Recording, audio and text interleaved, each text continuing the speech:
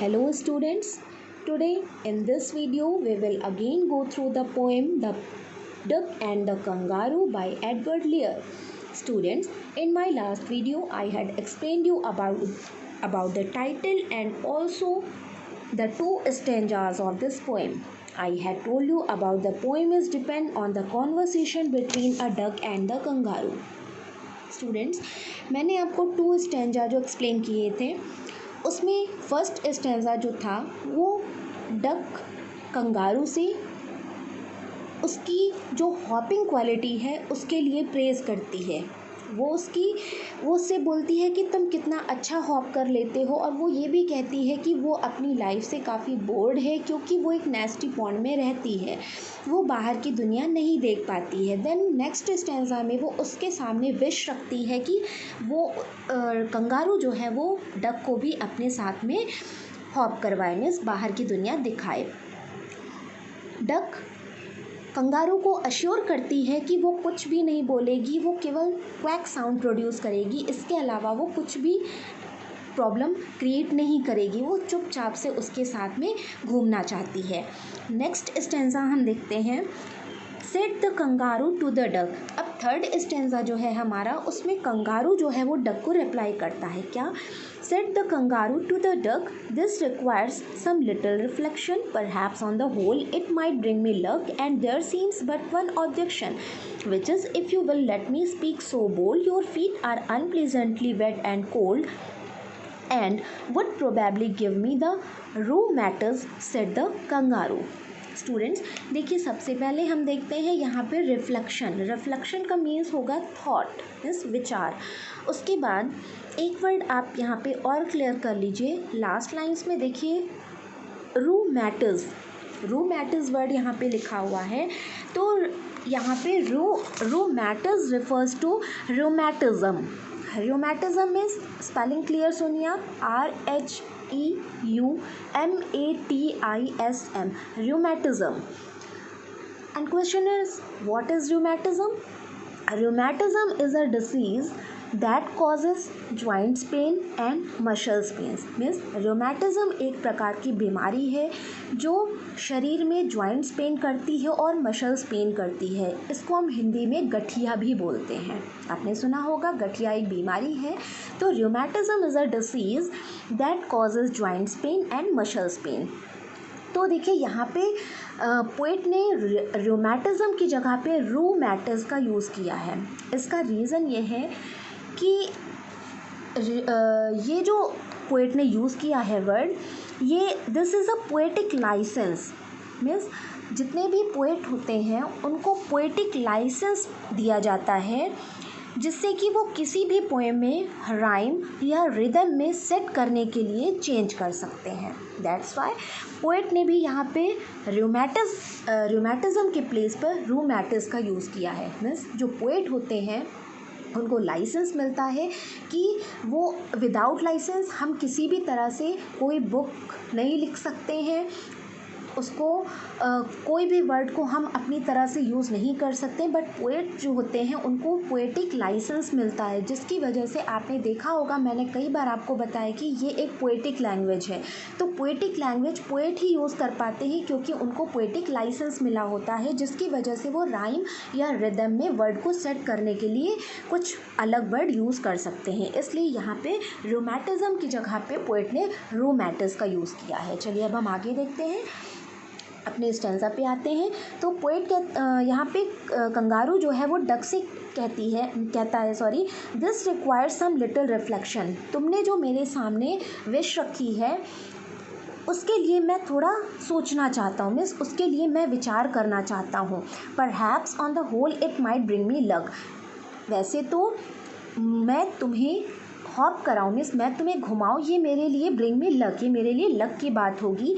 And there seems but one objection, लेकिन इसके साथ साथ में मेरे पास एक ऑब्जेक्शन है तुम्हारे लिए, which is if you will let me speak so bold, और अगर तुम मुझे परमिशन दो तो मैं तुम्हें उसको हिम्मत करके, बोल्ड मीन्स हिम्मत करके मैं तुमसे वो कहूँ। अगर तुम मुझे परमिशन दो तो मेरे पास क्या ऑब्जेक्शन है तुम्हें घुमाने के लिए, मैं तुम्हें उसे कहूँ। Your feet are unpleasantly wet and cold, तुम्हारे जो फीट हैं मीन्स जो तुम्हारे पैर हैं, जो बर्ड्स के पैर होते हैं, डक के पैर जैसे होते हैं, तुम्हारे जो पैर हैं, पंजे हैं, वो थोड़े से अनप्लीजेंट हैं और क्या है, वेट हैं, गीले हैं, एंड कोल्ड हैं और बहुत ठंडे हैं।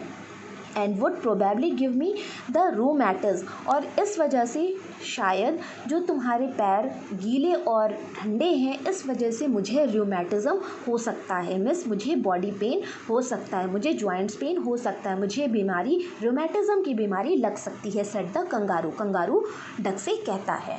नेक्स्ट स्टेंजा देखिए, सेड द डक, डक कहती है as I sat on the rocks I have thought over that completely and I bought 4 pairs of worsted socks। देखिए स्टूडेंट्स यहाँ पे आई सेट की जगह पे सेट होगा, यहाँ पे सेट द डक, डक कहती है as I sat on the rocks, जैसे मैं रॉक्स पर बैठती हूँ, आई हैव थॉट, मैंने सोचा, ओवर दैट कम्प्लीटली, मैंने पूरी तरह से इस विषय में सोचा, मीन्स आपने, आपका जो ऑब्जेक्शन है मैंने इसके विषय में पूरी तरह से सोचा। And I bought 4 pairs of worsted socks, और मैंने 4 पेयर्स, डक के 4 फीट होते हैं, तो यहाँ पे डक कहती मैंने 4 पेयर मीन्स जोड़े, वर्स्टेड सॉक्स, वर्स्टेड मीट होता है a type of cloth which is made of woollen, means ऊन का बना हुआ एक बहुत ही मुलायम सा कपड़ा। तो वो कहती मैंने वुलन का सॉक्स 4 पेयर्स ख़रीद लिया है, क्यों, क्योंकि तुम्हें मुझे ले जाने में ऑब्जेक्शन है, मैंने उसके लिए फ़िक्र किया कि तुम्हें कोई बीमारी ना हो जाए, इसलिए मैंने 4 पेयर सॉक्स भी ख़रीद लिए हैं, which fit my web feet neatly, जो मेरे फीट में बहुत अच्छे से फिट हो गए हैं। And to keep out the cold I have bought a cloak, और मैंने एक क्लॉक भी ख़रीद लिया, क्लॉक में से होता है श्रग, आपने सुना होगा श्रग, जो ऊपर एक कोटी जैसा पहनते हैं हम, तो यहाँ पे कहती है वो कि और ठंडक को बचाने के लिए मैंने एक क्लोक भी खरीद लिया, एक श्रग भी ले लिया है। And every day a cigar I will smoke, और हर दिन मैं एक सिगार भी स्मोक करूँगी।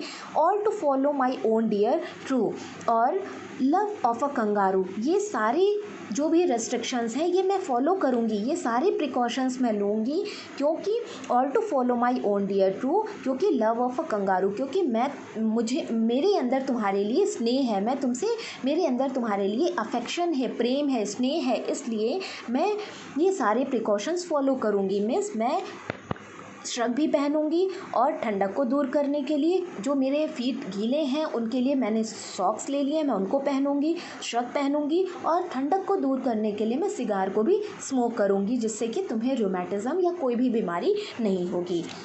Now last stanza is set the kangaroo, kangaroo कहता है आई एम रेडी, अगर आप इतनी प्रिकॉशंस लेंगी तो मैं रेडी हूँ। All in the moonlight pale, pale means होता है लाइट येलो कलर, तो मूनलाइट में जो लाइट येलो कलर होता है, लाइट कलर होता है, तो कंगारू कहता है कि आई एम रेडी, मैं रेडी हूँ, अगर आप इतनी प्रिकॉशंस ले रही हो तो मैं भी रेडी हूँ। All in the moonlight pale, और मूनलाइट हल्की रोशनी में मूनलाइट की, but to balance me well, लेकिन वो कहता है लेकिन dear duck sit steady, steady means स्थिर होकर बैठना, लेकिन प्यारी duck but to balance me well, मुझे अपना बैलेंस बनाए रखने के लिए सिट स्टेडी मीन्स स्थिर होकर बैठना, इधर उधर हिलना नहीं। And quite at the end of my tail, और चुपचाप से मेरी टेल के एंड में बैठना, मीन्स जहाँ पे मेरी टेल का एंड होता है वहाँ पे चुपचाप से बैठना। So away they went with a hop and a bound, और इस तरह से वो दोनों हॉप करते हुए निकल जाते हैं। And they hopped the whole world 3 times round, और इस तरह से वो पूरी वर्ड का राउंड लेकर आते हैं, और वो राउंड कितने बार लेते हैं, 3 times में 3 times राउंड लेकर वो फिर से आ जाते हैं। And who so happy oh who as a duck and the kangaroo, अब यहाँ पे क्योंकि उन्होंने वर्ड का 3 times राउंड ले लिया है, और इस तरह से दोनों ही बहुत ही ज़्यादा हैप्पी हैं, कौन, डक एंड कंगारू, दोनों ही बहुत ज़्यादा हैप्पी हैं। So like this the poem comes to an end, तो हमने इस पोइम में क्या देखा कि डक ने कंगारू से दुनिया घूमने की चाहत एक्सप्रेस की, और कंगारू ने उस विश को एक्सेप्ट भी किया, बट कुछ प्रिकॉशंस लेने के लिए उसने कुछ ऑब्जेक्शन भी क्रिएट किया।